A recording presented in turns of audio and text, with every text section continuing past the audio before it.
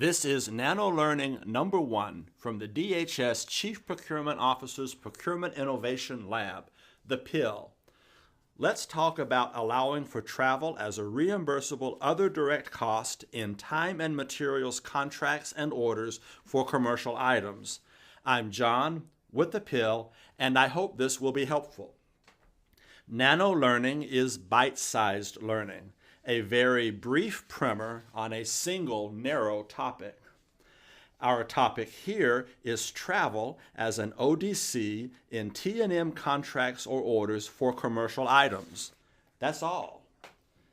A CLIN, or contract line item, for government-directed travel is not required by the FAR. But if we want to keep track of travel dollars separately, we may establish a separate CLIN for government-directed travel. With the approach shown in this sample CLIN, the government estimates an amount for government-directed travel, such as $10,000. Think of it as a drawdown CLIN. If the first government-directed travel event costs $2,000, then there is $8,000 left for future travel events. For obligation of funds, the general rule is that the government obligates at the estimated amount. If, during performance, our estimate of travel increases, we can issue a unilateral contract modification to change the estimate and obligate additional funds. Or if our estimate goes down, or to deobligate unused funds at the end of a contract period, we can issue a unilateral administrative modification. If a contract is for commercial items, it must include the clause at FAR 52-212-4. And if the contract type is time and materials, it must include its alternate 1. The alternate 1 has contracting officer fill-ins. We'll discuss the fill-ins in a moment.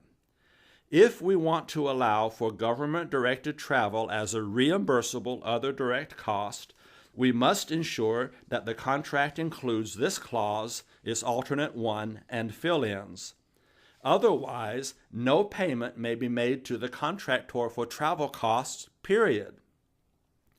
The clauses at FAR 52-216-7 and 52-232-7 are only for use in non-commercial T&M contracts. They must not be used in a T&M contract for commercial items. Here is a sample of what the fill-ins might look like in a contract or in an order if the only ODC we want to reimburse is government-directed travel. This approach allows for direct reimbursement of travel costs with no markups or overhead charges. The first fill-in, E13D, is not related to this nano learning topic, so in this sample, we'll enter none. The second fill-in, I12D1, is for all the ODCs that we are willing to pay. In this sample, it is only government-directed travel. The third fill-in, I12D2, is for indirect costs that we're willing to pay on top of the ODCs. In this sample, it is none. However, if we are willing to pay indirect cost on the ODCs in the line above, here is where we indicate the amount we will pay and the schedule for payment. Remember, no fill-in means no payment. If the contract or order will establish a travel CLIN, then, in addition to the standard FAR clause at FAR 52-212-4, with its alternate 1 and fill-ins, we also recommend that the contracting officer draft a clause such as this one. You can copy the text of this clause from the PIL blog. The posting there is number 16. Thank you for watching this Nano Learning presentation. We hope it has been helpful. If you have any comments or questions, please share them in the comments section below.